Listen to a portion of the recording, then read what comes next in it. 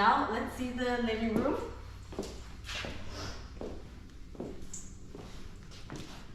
So the fireplace has this gorgeous accent board and batten design that we did. What do you call it? A board and batten. That's really cool.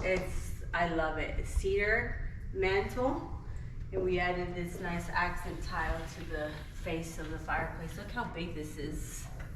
And what kind of design is that? A herringbone? This is herringbone. Nice. Very pretty, right? It's gorgeous.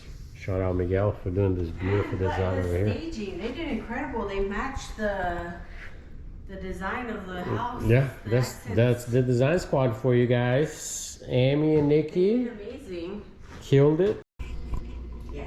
Listed at 597,000. 9 something. 94. Yeah. We do have solar panels too. I forgot to mention that. True. Free and clear comes with the house. You know, all the installations already done. Oh yeah, it's a 30,000 plus value, retail value right there. This is the water heater, right? Yeah, we upgraded the water heater.